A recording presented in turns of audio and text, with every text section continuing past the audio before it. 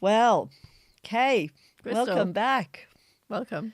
You're listening to Kay and Crystal's Small Business Sorted podcast. And today we've got a really interesting and great topic. One of my ones I really enjoy talking about, talk about a lot every week, pricing. And we wanted to cover more around understanding the psychology around pricing Right. and how that affects.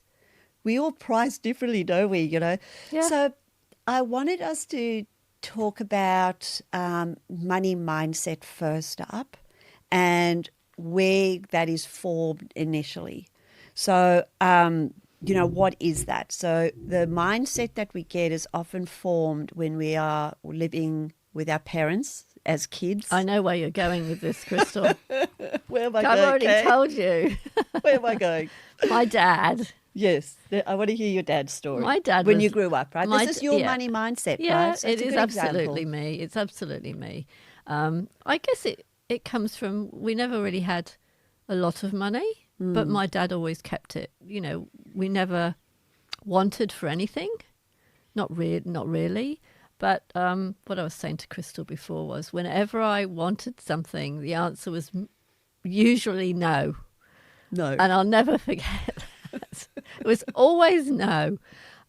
So when I grew up, I went shopping and I found something I liked, I bought it. Yeah. And if I liked it a lot, I often bought two. But saying that, I've always been careful with money. Always. It came from my family, my dad always being careful with money. It was a good thing, not a bad thing. And Was there a particular saying in your family that you used to have, like waste not, want not? oh, absolutely, yes. Waste Money not, want doesn't not. grow on Money trees. doesn't grow on trees. Yes, there's probably lots of them. Yeah, I always know the waste not, want not. Yes. Look after the cents and the dollars or the pound will That's true. Yes, follow. it was pounds and shillings and pence when I. Now I'm letting people know how old I am. But Well, that's it. And I feel that the other sayings that I remember is that money is evil. I never heard that. Yeah, we heard that.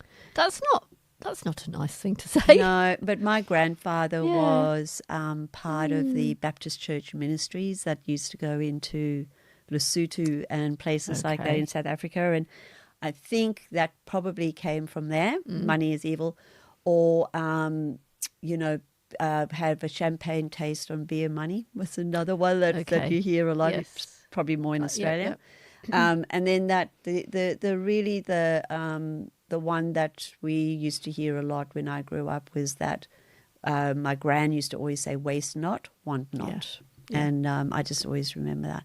My background in money mindset is probably a little different to yours. My parents were I always remember they didn't have a lot of money. And then my dad got into business and suddenly we had a lot of money. He came from a very poor family. My mum came from a fairly, I don't know, like they were farmers. They weren't overly rich, but they were quite successful farmers. So my mum probably didn't want for much, but she was very careful with money. Whereas my dad, because he didn't have much, when he did get money, he liked to spend, he would take us to the steakhouse. We'd go on holidays and all of that sort of stuff. And I think I have a little bit of that in me. So Right. I do save and I'm very careful with some money. But when at you the want a BYD, you go out and buy one, right? I just do it.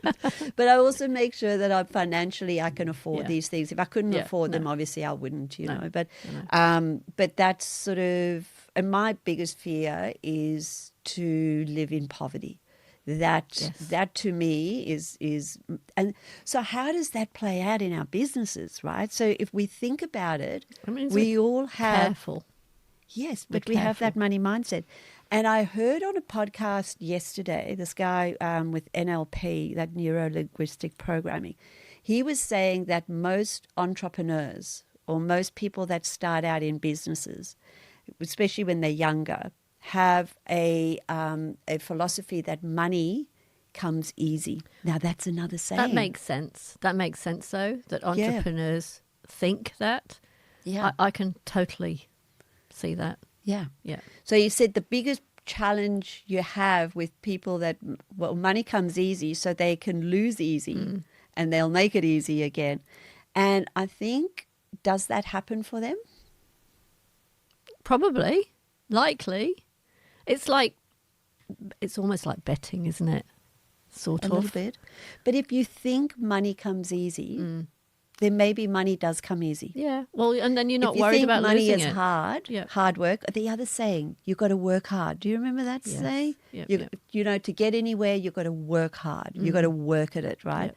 So that's another money mindset, right? Mm-hmm. So if you feel like you have to work really hard to make money, Yeah. how do you think that'll play out in your life? You're going to work hard. You've got to work I work hard. I've always worked hard. I've never made a lot of money, in case anybody was thinking. I sort of tried, but it didn't happen. But I'm quite happy where I am. Yeah. And I mean, that's probably the most I'm important part. comfortable. But I think this is what, and so just to bring it back to pricing, Yep. the money mindset is what influences all of us in our business and why we all make such different decisions in our business around this. So when you've got a sense of scarcity and you're constantly worried about every cent in everything that you do, you often won't progress your business fast enough because you're so worried about that. Correct. Whereas if you had money comes easy, you probably expand faster because you're happy to risk some of that money Yes. in order to grow and to do different things. Yeah. So I feel that we need to just underlie everything. So for anybody who's listening, I'd love for you to think about those sayings that you grew up with. What do you think your money mindset is? Yeah. Are you a spender? Are you scared of money? Is money your friend? Yeah. Or are you one of those people that's afraid of money? You've got to work hard. It's scarcity. Yeah. And I feel that will probably be playing out somewhere in your life and also in your business as well. What's going through my mind at the moment is there are all these, they're not influencers, people who, such as Morgan Nelson, who I went to the Gold Coast last year to Dreamfest to see him speak. Oh, yes. He had no money. They always tell you their story. This story. He was broke, had no money, he was drinking on the job, committed suicide or tried to, and then he's come back from that, and now he's making millions. Yeah. But they always tell you that you always have to invest something. You have to invest money to make money, which is probably true. And I don't know if I should say this or not, but I go to his conferences and I love them and they're very inspirational.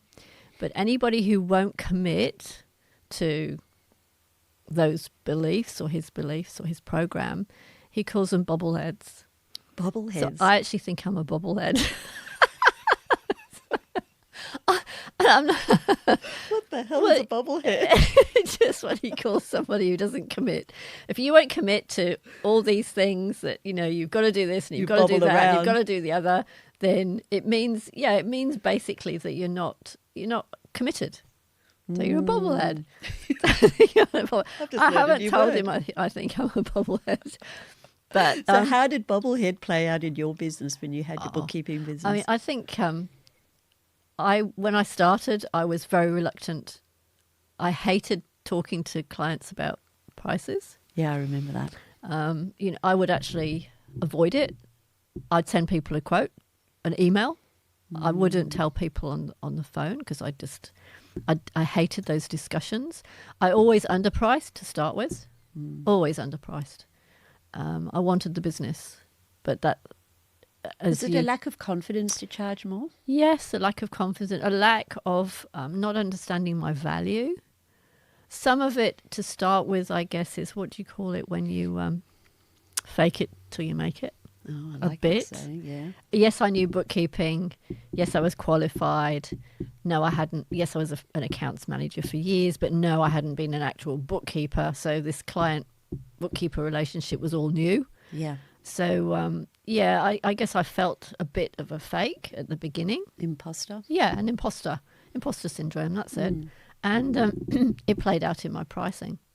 So, and within at least a year, I'd regretted quoting those prices because it's very difficult to recover from quoting a cheap price to a client and then suddenly saying, "Oh, I'm going to double it now." So you need to be careful, price it right from the start, and that's what I did learn from. Although I was first class accounts then, I suppose I didn't have the confidence. Later, when I was part of the strategic bookkeeper program, I had the confidence and I was given the tools to quote better, accurately and better and feel more confident. So yeah. And for those clients that you undercharged for right at the beginning, did you lose any clients in the beginning? I don't really think I did. No, I've pretty much kept. There were a few that I slowly, I wouldn't say got rid of. That's not the term, but moved on from. But most of my clients I kept, and I kept them at the lower price. I just charged the new ones the higher price, the better price. Yeah, when you've worked it out. I think pricing is just such a personal thing. So when you look at your money mindset and your confidence and where you are in business, and how do you charge out? And often, I think I could speak about Jim, right? So my husband Jimmy in Hire Happy, he's you'll hear a lot about him over the different sessions, I'm sure. He doesn't mind me telling these stories either. But Jimmy, when he first started out, he was also very like UK. He also likes to be liked, very high S, high I. Loves people, loves his customers, but he always kind of undercharged a lot. And he always used to say, but I wouldn't pay that. Yeah. I wouldn't pay that. So how could I charge them that?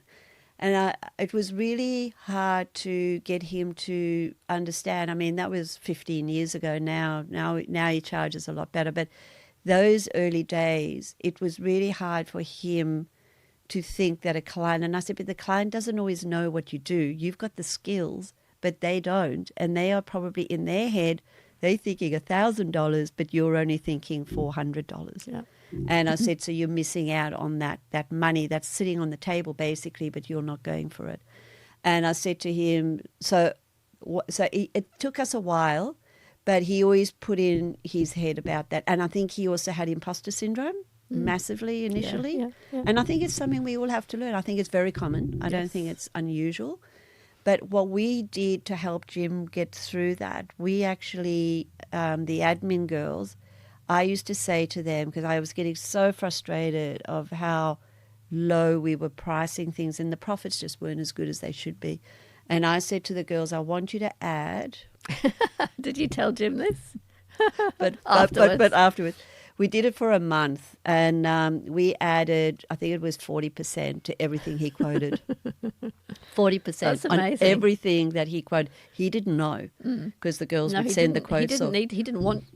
Well, yeah, and I deliberately didn't say to him. otherwise. And then we were winning these quotes, right? And then he would go and he'd ring me. He goes, the girls have made a mistake, Crystal. Oh my God, we've overcharged this client by so.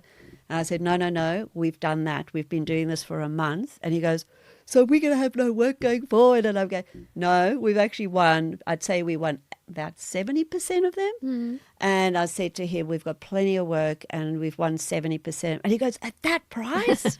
And I go, yes, it was at that price. And he goes, oh my God, have I been?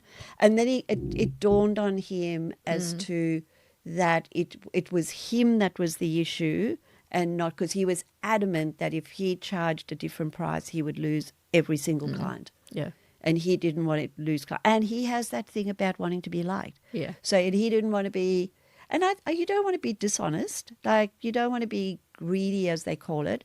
But there is a fair price in the market for what your value is and what you deserve to have, right? And I think it's finding where your value is to charge. And you don't need to forget that your pricing should include the cost that you have had to incur for your training, for your qualifications, for your license.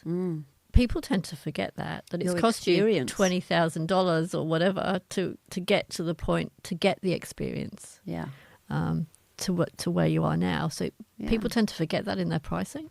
And customers certainly forget that when They do. pay you. Well, I don't think customers realize that. But I think talking from a customer's point of view is probably different. But let's just keep it on the business owner just for the now.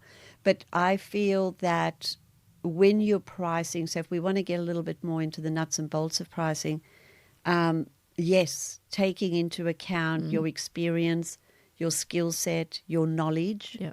You know, a lot of the stuff that you do, the average person may not be able to do well or accurately or do it as fast as you, right? Yes. Yeah. And also you need to also work out what your break-even point is. And how would we do that, Kay? Yeah, well, you have to write down all of the costs. Yeah, all related. your expenses. Yeah. So you would write down all your expenses, say, on a sheet of paper. Yep. And you would then work out, wow. And then you work out how many And clients, then you hours. work out, what margin you want to make Yes. to work out what your price Because should that's be. breaking even, right? Yep, So yep. that's not making a profit. Yep. Yeah. And doing that exercise will often help you understand whether you're hourly or whatever your your value is, what you need to make to cover your expenses and plus make a profit. Yep. And just keep it all realistic. And then that gives you a very good idea as to where you are. Obviously, the bigger you are, the more your expenses are, but then the more work you do, so it kind of spreads out anyway. But I think that is probably a really good way. So you just add up, your car, your petrol, your insurance, your workers' comp, your rent, if you've got rent, wages, your wages, super, Yep. admin, Don't forget your bookkeeping, wages. accounting. Yeah. Yeah, you've got to add your wages in. And that way you can then work out what that price needs to be or gets close to be. And then that way, that's how you kind of make a profit, isn't it? Yes, it certainly is. It's kind of how you make a profit. The one of the other things is attracting the right type of client That's for what I the was pricing. just looking at. Yeah, if you have a low price, often you attract the wrong type of client. Yeah, how did that work out for you then? Because you were Yeah, undercharging. it probably it's probably right. Charge too little, and there isn't a saying, is there? It's the opposite. If you pay peanuts, you get monkeys. So if you charge peanuts, You're going to get monkeys. there should be a saying, shouldn't there? Anyway, there must It be is. some. It's a bit reverse Psychology, but you certainly attract. There is a saying: you attract what you something, but I can't think what it is. Maybe somebody can. You attract what you settle for. Something like that. So I feel that so to find the right clients, what changed in your business then for you to find those right clients? For you to get more money? I think I didn't really change too much. I actually think the original people would have paid more. So I don't think I changed the clients at all. I just changed me, my philosophy and my pricing. Yeah. The clients would have probably paid the higher price to start with. Yeah. So it was probably my own mind that was saying these people don't want to pay, or I so desperately want these people as clients, I'm going to charge them way less than I should do. But they would have accepted a higher price. And the people who, obviously there's people who even won't pay that, but then you just don't want those people. Yeah. Not as a business owner, you can't. Some people can't afford to pay for bookkeeping. Yeah. Or whatever else it is. And if they can't afford to pay, well, sorry. I'm not a charity. I try, No. I'll help people as much as I can, but I have to run a business at the end of the day. And I think you've got to we've got our money mindset as to how we've got our own imposter syndromes and we've got our own lack of confidence in charging initially when we start out, that desperately want to keep our clients or want to get new clients. Imagine what your clients have a similar set of mindset, right? So the customer has their own money mindset. And so you have these customers who really could benefit from your services. They won't pay. And they won't pay. Yep. And then they're asking you to bargain and drop your price, and yet they just won't pay for it, but they know how much value they're getting from you. Yeah. And that's difficult too, right? I think for me, being in the business I'm in, it's a lot of people don't value bookkeepers. So there's a general problem or mindset to overcome in the first place. People probably value tax accountants more. Not that there's a comparison really, but they're willing to pay for that service. They probably value, I don't know, I'm trying to think of who, business coaches more. Some people don't. Again, it's down to what you value, what the client values, and what value they see in you.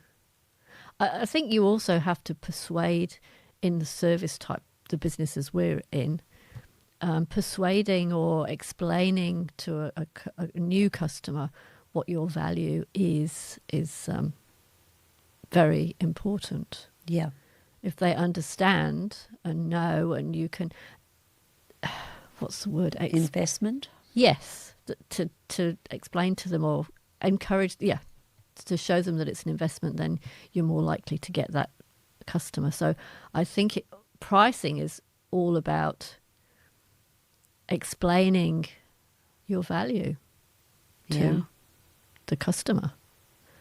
And it's all part of it. How would you explain your value to your Well, customer? with me, I'd probably go through how I can keep their business on track as far as figures are concerned, profit and loss, to give them the comfort that nothing, if I saw anything, any red flags, I would tell them.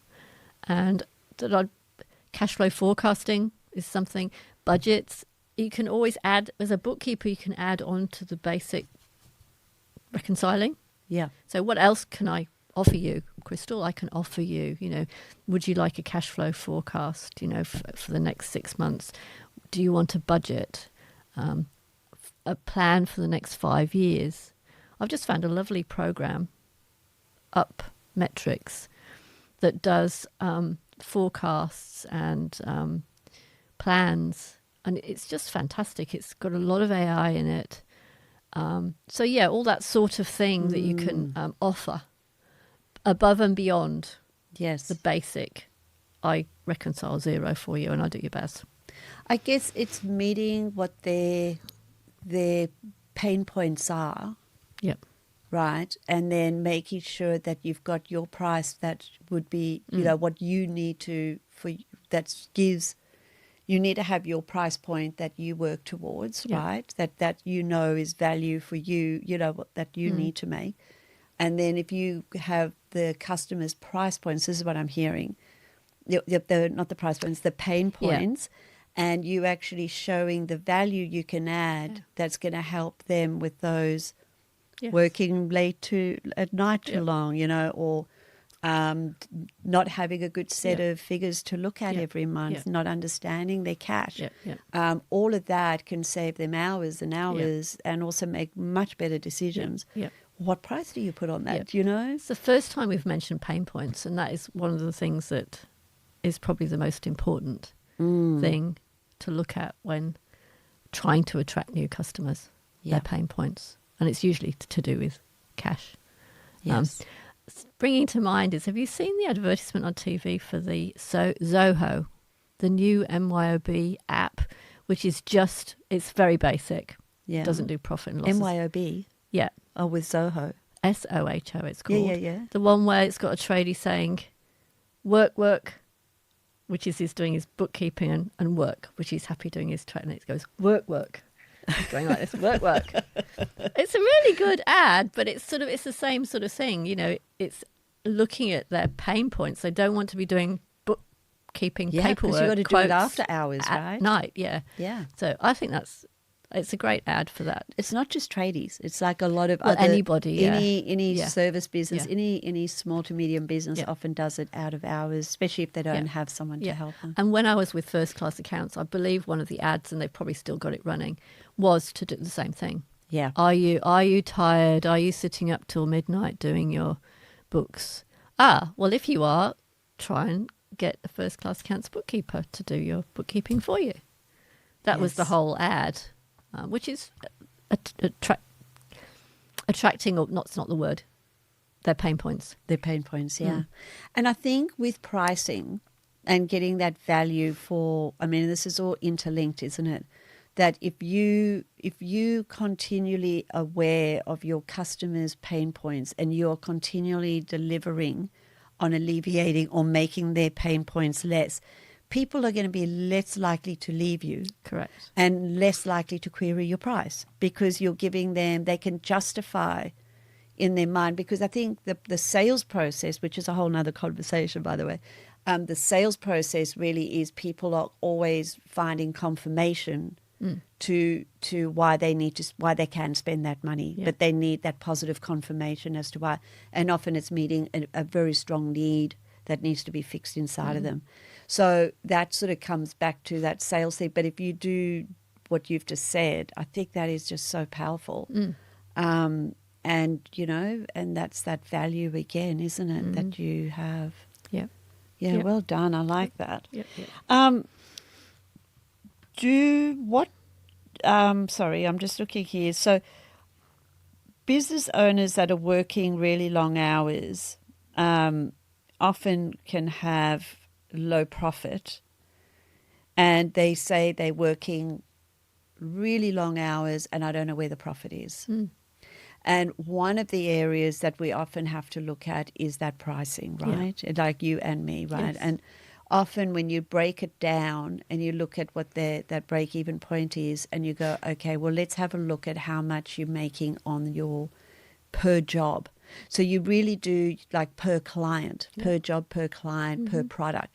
So what you really need to know is how much you are making on that. If you're only looking at a total monthly sales and you don't actually ever work out what that particular job or service that you're doing is making, it's really hard for you to know if your pricing is right or wrong, isn't it? Yeah.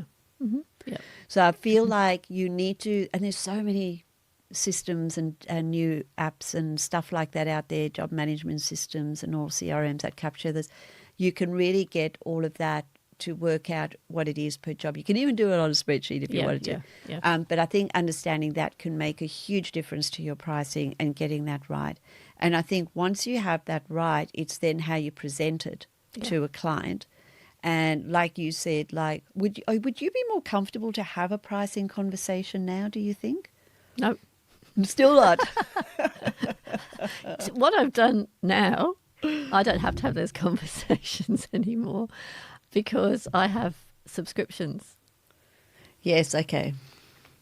I do have an hourly option, but all of my stuff is on a website.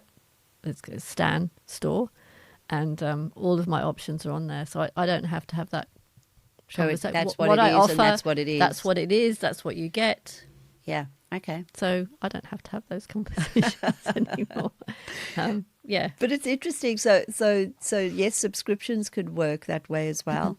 I know what's helped Jim in Hire a Hubby with pricing is that he will, when he has to have that conversation with the client, so he'll say, I'll just zip out to the truck and he'll quickly work it out, and then he might come in. What he does is he works out what the hours are, he works out what his materials are, he'll add the admin fee or whatever other charges he wants to add in there, but he'll roll it all up into one price. Yeah. So I think sometimes not having that broken up into hours and materials is better because then people that way can't be people picky. can't. That's right. Yeah. Because some people say, well, you know, can we do it for just have one guy, or they'll pick it out, whereas you roll it all up into one. Yep. And I feel that can help you with your pricing as well. Yes. So, and it might be easier just to say, you know, for all of that, and this is what you're getting, can also help people with that as well. Yep. And you remember there was that you can also do proposals for clients as well. So I think you had proposals at a Proposify, if I remember. It was Ignition. Practice Ignition. Yeah. I had another client who does Proposify. And that is just such a wonderful system. So what he does is he has a good chat with the client. He then goes off and then takes everything he's heard from you. He's now using AI to capture that, which is really cool. So he actually gets the exact words you use now. And he puts that all into Proposify, puts his pricing in. He actually puts testimonials in there, he puts photos in there. He's actually got a video of his website. It's got everything in there, who we are, what we do. So it kind of shows the professionalism of his business. It's presented very well. That gets sent to the client with the price. He then has a meeting with them. He's already pre-booked that meeting in, and then he goes through it with them. And then there's no surprise. The customer's already seen it, but if they've got questions, he can go through with it as well. That's what Ignition does as well. Yeah. And what Ignition also did, and Proposify probably does, you could send the client 3 different options. Option 1, basic reconciling your bears. Option 2 will include budgets. Option 3 will include a monthly review of your profit and loss and a sit-down meeting. And they could accept whichever, one was $200 a month, one was 3, one was 4. You could accept whichever one you wanted. Wow. So that was good. And they also had videos that you could put in about your business and stuff. So I loved I really Ignition. like that. And it's just reminded me too, I did a course with this Leanne Elridge, I think her name is, and she does neuroscience, and she does it on pricing and sales. Yes. And I just did the course a few weeks ago, and it just prompted me now to remember. She reckons you should always be nudging the client. So what you show them is something that's a bit more, because people need a price reference. So you would say, like she gave an example of, say you were going out to buy TV and you went into Coles and you bought yourself some, I don't know, a Mars bar, right? And that's like $3 or something. And then you walk into JB Hi-Fi and you buy, and you see the TV on the thing, and it says $4,000, and you go, whoa, because you've just nudged yourself with the Mars bar. But you said if he went into the shopping center and he went into, say he went into another store, like a clothing store or something, and he bought a pair of shoes that were like $400 or $500 or $300 or something, and then he walks into that, then suddenly the TV set doesn't look as expensive. I'm not sure I I'm not sure I get anyway, that. I've probably done a bad example Yeah, here, yeah. but what she was saying is that so what, and even with the alternative board and that, what you do is you show what your biggest package is, your everything package. Yes. So say it's like, $12,000 for that. And then you could then put Take things exactly what they need as next to it. So then they have a reference point and go, oh my God, that seems like that's too much. I wasn't thinking that high. And then they see yours there, say for $5,000, and then they go, "Oh yeah, that's exactly the sort of price I was thinking about." So it's basically helping people to compare, because she said when they say that's really high, she said you should say compared to what? Okay. Yes. Because what are Yes. they comparing it to? We don't know what's in their mind that they're comparing True, it to. true. So compared to what? And they may not know. And she says, Yeah.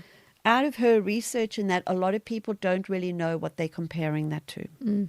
That's very true.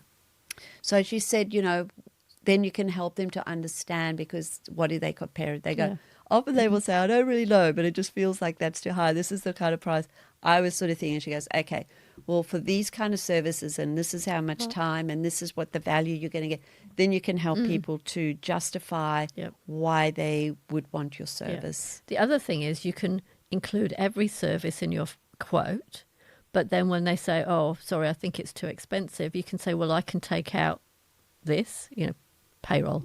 I can take out the budget. I can, to reduce it, but at least they know What they don't what need. they And maybe could there's stuff there have they and don't what- need. Yes. So, that was interesting, Crystal. I Yeah. like that. I like that. Oh, thank you. I like that. The other thing she said, which I thought was really interesting, this is just a little bit aside, that when, and this is a little male biased, but it basically, she said that men will buy, if they go into a store and they see the price in red, Okay.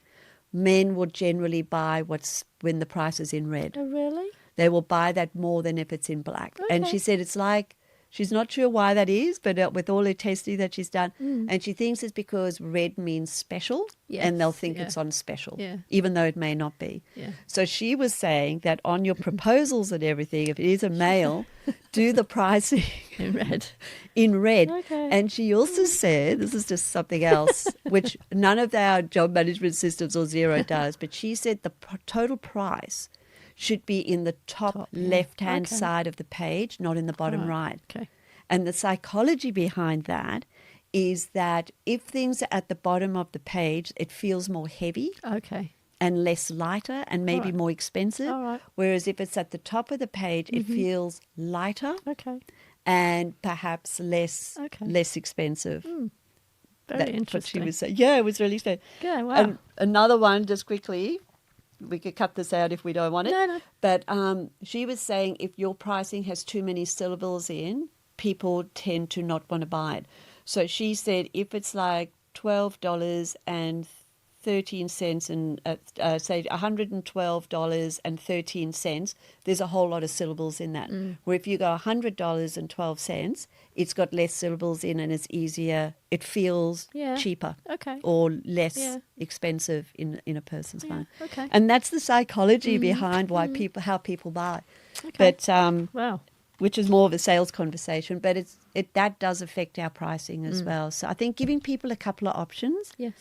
could possibly work, because then they can have a look and see what is a normal price and what is, and on Xero and a lot of these places they go most popular, and that's also why they do that, because it's prompting people to look at all the other pricing and go, oh, that's the most popular one. Okay, yeah. So people And want the to be like subscriptions. what everybody else is doing as well. So Yeah. that's another sales technique to get Okay. people to buy. Very interesting. Very interesting. Very interesting, actually. Yeah. Um, So to sort of clarify, I guess the other thing is if your price is too low, you can sometimes have, if your price is too low, that means you're not making enough money. So often if you're not making enough money, if anything goes wrong, it means you lose money, right? Or if you've made, or if the customer wants more, or they're not happy with something, it means that you're actually going to lose money because you haven't budgeted for any overages or anything like that, right?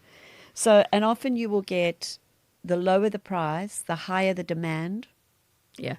and also the complaints and the stress, because you're already feeling like, damn it, I'm not making enough money on it. And it's not that you're resentful, but it's tighter, right? So you're more aware of of what you're doing there. So sometimes you may not be, I don't know, it's not like you don't want to do the work. Well, what would the If word you be? if you don't feel as though if you're not making any money doing the work, you may resent doing the work and you don't enjoy it. There's just a psychological thing Yeah, there, there is, isn't there? That's what isn't there? I'm- Why am I doing this for this person because I'm not making any money kind of thing. Yeah.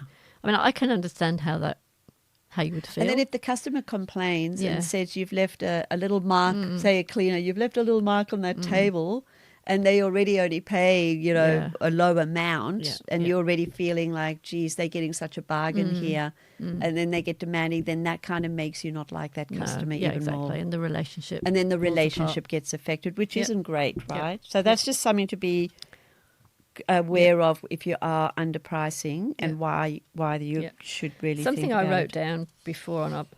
Pricing isn't about what you think you're worth. It's about what your business needs to survive. So pricing isn't about what you think you're worth. It's about what your business needs to survive and to grow. I like that. I like that too. It's very true. It is very true. And your pricing isn't just a number. It's a reflection of how you think about your business and your value. I like that one too. I like that one better. But Say that again. Your pricing isn't just a number. It's a reflection of how you think about your business and your value. We're back to values again. I know. But how important is values to the whole thing, isn't it? Yeah, the value, yes. And the other one that I just wanted the listeners to reflect on, am I pricing for profit or just to get the job? Yeah. And I think And am I attracting the customers I really want? I think it was my key takeout for today. Yeah. What was My key takeout was you talking about the lady who the pricing. the psychology of pricing. Yeah, that was I know, it was such an interesting course. It really was. yeah. Well worth doing. And that's actually part of sales. So sales is another topic we might have to, and maybe we could get Leo to come in and actually talk a bit Yeah. about it. You never know. Yeah. We can only try. But yeah, it was very, very interesting. And I might share some of the other learnings from that. But it was very interesting. Yes, that was. Over 6 weeks. Well, thank you, Kay. I've enjoyed this topic. I know we could have gone a lot deeper on some other tech, the Yeah, I think it mechanical was good. prices, but Yeah. this was more around the psychology of pricing. And but thank you for sharing and definitely your mindset. And thank you so much for sharing that. And we'll see you on the next one. Yep. So See you next time. you've been listening to Kay and Crystal and Small Business Sorted. Thank you.